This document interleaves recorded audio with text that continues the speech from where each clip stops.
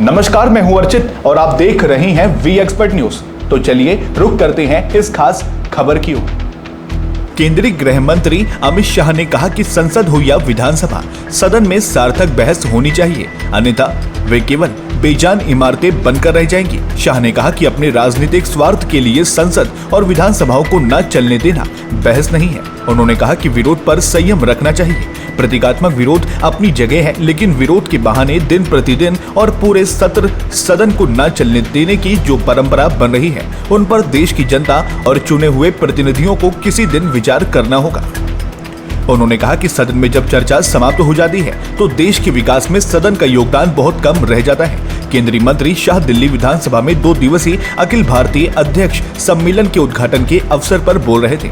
बिहार में मतदाता सूची के विशेष गहन पुनर्निरीक्षण पर चर्चा की मांग को लेकर विपक्षी दलों के लगातार विरोध प्रदर्शन के कारण संसद के मानसून सत्र के दौरान सदन की कार्यवाही जिस तरह बाधित हुई, उस पर केंद्रीय गृह मंत्री शाह ने रविवार को कहा कि देश को विधायी कार्य में बाधा डालने के लिए विरोध प्रदर्शन की परंपरा पर पुनर्विचार करना होगा। शाह ने कहा कि जब भी विधानसभाओं ने अपनी गरिमा खोई है, हमें बहुत बुरे परिणाम भुगतने पड़े हैं। जब हस्तिनापुर की विधानसभा ने महिलाओं के सम्मान के लिए खड़े न होने के कारण अपनी गरिमा खो दी तो महाभारत हुआ।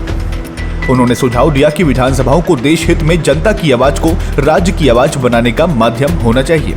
उन्होंने कहा कि इन भवनों में भावनाओं और विचारों को व्यक्त करने का कार्य अध्यक्ष के नेतृत्व में सदन के सभी सदस्यों का है, तभी ये एक जीवंत इकाई बनती है जो देश और राज्य के हित में काम करती है।